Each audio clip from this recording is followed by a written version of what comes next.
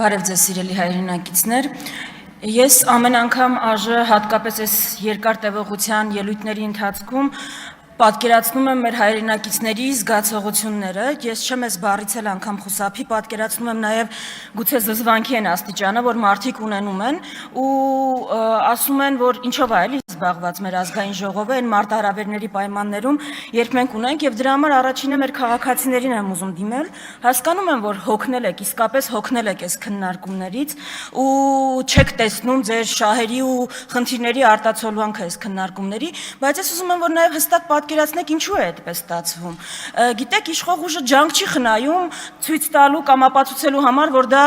դե իրենք միշտ սուրբ են, չար, վատ, ընդդիմության մեղքն է, որ այդպես է, ծեծկրտուկ լինում է ընդդիմությունն ասադրում, քննարկումների, որ այս որակի են ընդդիմությունն է, բայց ես ուզում եմ, որ այս հարցի պատասխանը դուք փնտրեք մի հատ պարզ արգումենտի մեջ, էլի։ Մի հատ նայեք մինչև 2018 քննարկումները ու ազգային ժողովը, նայեք 18-ից հետո, 18-ից հետո փոխվել է ազգային ժողովում, ընդդիմություններ են փոխվել, բայց քննարկման որակը ոչ միայն չի լավացել, այլ գնալով վատացել է։ Նայեք, որտեղ է ԿՊ-ն իշխանություն ու տեսեք ինչ մտնոլորտ է այդտեղ, Երևանի ավականու նիստերը նայեք որտեղ է ոչ ԿՊ-ական իշխանություն, կլինի Կապանում, կլինի Գյումրիում, որտեղ շատ փխրուն կոալիցիա էր, ու տեսեք այնտեղ ոնց է ընթանում։ Ուզում եմ ասել, այս երբես գնահատականները տալիս ենք, նշենք հասցեատիրոջը ու նրան ում պատճառով այս քննարկումները այս մակարդակի են։ Ու այս նախաբանը նրա համար էր, որ թողած այս մեր բոլոր մարտահրավերները իշխանությունը ամեն անգամ բանը կոծկելու համար երկրում տիրող իրավիճակը պնդում է, որ ընդդիմությունը զրո ազդեցության ուժ է, դաշնակցությունը գոյություն չունի, 7 տարի է թաղել են, 7 տարի է ամեն օր թաղում են, ու գալիս են, գրանցվում են 30 ելույթ, 29-ը խոսում են ընդդիմության մասին։ Ես ընդդիմությանը ու դաշնակցությանը մեղադրանքներին կանադառնամ, բայց դրանից առաջ ուզում եմ ասել ինչի է տենց լինում, որովհետև ժողովուրդ ջան, այո, երկրում 37 թվի մթնոլորտ է, հեսա կբացատրեմ, դուք շատ հեգնում եք այդ, ինչ է կատարվում։ Ռուբեն Ռուբինյանը ապացուցելու համար իմ են պնդմանը, որ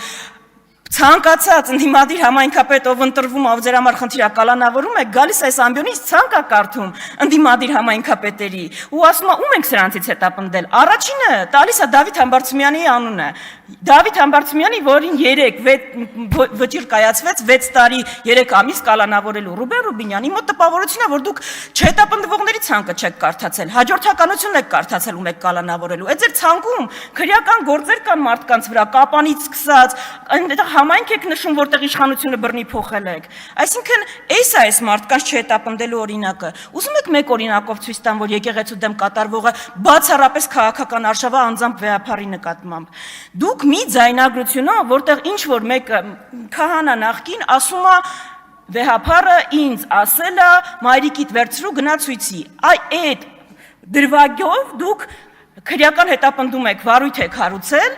ամենայն հայոց վեհապարի նկատմամբ։ Ու ծաղրում եք եկեղեցու այն հայտարարությունը, որ չի բան արել, չի անդրադարձել այդ դրվագին, բայց ասում է ձայնագրությունը ապօրինի է։ Ուզում եք մի դրվագով տեսնել որտեղ է, ոնց է երևում, որ դա քաղաքական հետապնդում է։ Իսկ դուք այս մի ձայնագրությունը հիշում եք։ Նիկոլ Փաշինյան, Արթուր Վանեցյան, Սասուն Խաչատրյան հեռախոսազրույցի գաղտնալսման նոր ձայնագրությունը կալանավորել ՀԱՊԿ նախկին գլխավոր քարտուղար Յուրի Խաչատուրովին, թե ոչ խոսակցության առաջին հատվածում վարչապետի պաշտոնակատարն ու ԱԱԾ տնօրենը քննարկում են հարցը, խոսում նաև Ռոբերտ Քոչարյանին կալանավորելու հարցի շուրջ։ Վարչապետ, հիմա նայեք, Խաչատուրովին ուզում ենք տանենք կալանքի։ Խաչատուրովին ուզում ենք տանենք կալանքի, ԱԱԾ-պետը վարչապետին։ Հիմա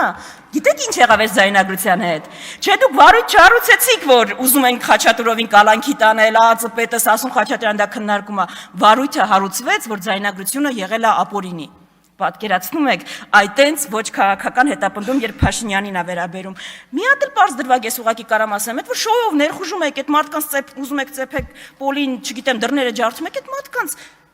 Միքայել Աչապահյանին ծանուցում ուղարկել եք, որ ներկայանա, ու չի ներկայացել դրա համար եք վեհարան մտել, Թե ուղղակի ուզում եք այդ շոուն ստանալ, ու ժողովուրդը անընդհատ այդ շոուների առավոտյան պիտի արթնանա այդ շոուների դրվագով։ Այդ է, հասկանում եք, ու ձեր մի քիչ սափրված լինելը, սրտի կանելը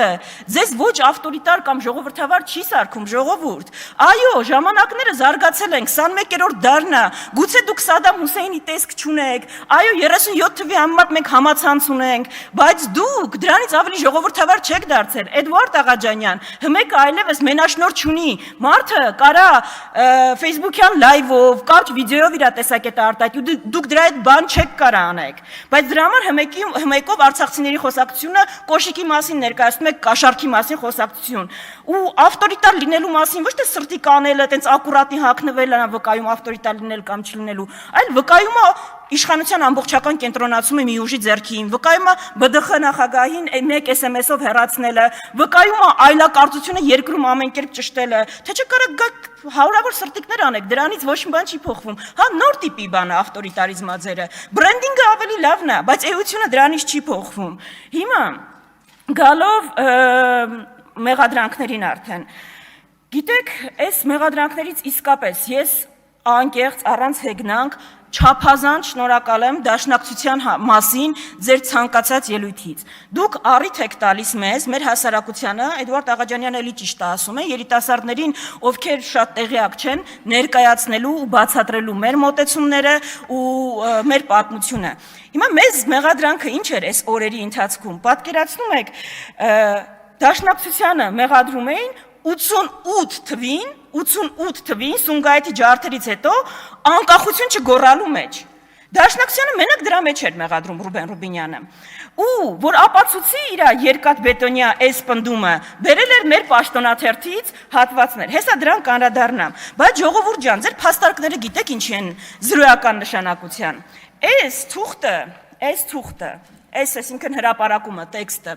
հրապարակել է Արայիկ Հարությունյանը 2019 թվականին իր պաշտոնական էջում, Արայիկ Հարությունյանը այդ ժամանակ ԿԳՄՍ նախարար էր, գիտեք այս ինչ թուղթ է, այս բոլշևիկների կեղծ նամակն է, որ իբր մեր պետության հիմնադիր Արամ Մանուկյանը Անդրանիկ Օզանյանին հանձնել է թուրքերին, ձեր ԿԳՄՍ նախարարը ատելությունից կուրացած, որտեղ մի քանի տասնյակ երիտասարդներ համարձակվել էին իր դեմ ցույց անել, վերցրել է պետության հիմնադրին բոլշևիկյան այդ պրոպագանդայի, վերցրել է իր պաշտոնական էջով հրապարակել, ասել է տեսեք դաշնակցությունը ինչ ուժա, որ Արամ Մանուկյանը Օզանյանին ուզել է հանձնել թուրքերին։ Ձեր փաստարկները սենց են, ձեր փաստարկները Ռոբերտ Աբաջյանի պապիկի այդ մակարդակի են, հասկանում եք, դրա համար են, բոլորը նույնն են, 004, չգիտեմ, դաշնակցության մեղադրանք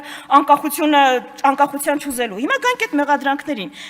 Դուք ինչ վերցրել եք, որով մեր մեղադրում եք, մեզ ուզում եք մեղադրեք, ինչ կլինի։ Մեր պաշտոնաթերթերից եք վերցրել, հասկանում եք։ Մենք դա հրապարակել ենք, մենք ենք դա հրապարակել։ Ռուբեն Ռուբինյան, եթե ձեր մոտ Civic-ում հրապարակված ամեն ինչ ձեր պաշտոնական տեսակետն է, մեր մոտ տենց չի։ Մեր մոտ այո, խրախուսվել է եւ խրախուսվում է բանավեճը, դրոշակում դաշնակցության առաջին դեմքերը բանավիճել են սոցիալիզմի դերի մասին, բանավիճել են ազգայնականության դերի մասին, ու հրապարակային են բանավիճել, ու դաշնակցության հորդորով են բանավիճել, ու դա է մեր ու ձեր տարբերությունը, մենք դա խրախուսել ենք, ու պաշտոնաթերթով տպել ենք, դուք կարաք Էդիկ Հովհաննիսյանից ավելի վիճահարույց պնդումներ բերեք, բայց դա բանավեճ ա եղել, որը ձեր մոտ չկա, որը ձեր մոտ ամեն անգամ նրանով, որ ձեր հետ համաձայն չի, հայտնվում անտեղ, հասկանում եք, դուք մեզ չեք ներում, ձեր հակապատկերը լինելու համար, այդ է ընդհանրախնդիրը, իսկ կուսակցության պաշտոնական տեսակետները արտահայտվում են կուսակցության պաշտոնական հայտարարությունները, ու այս մեղադրանքները, որ կա, ես շնորհակալ եմ, որովհետև դուք մի կողմից դաշնակցությանը ներկայացնում եք արկածախնդիր, ռոմանտիկ, ծայրահեղական ուժ, մի կողմից հանում ենք հայտարարությունները, տեսնում ենք, որ այն պարագայում, երբ այո, դաշնակցությունը Արցախում ունեցել է ղեկավար, այո, իր ամբողջ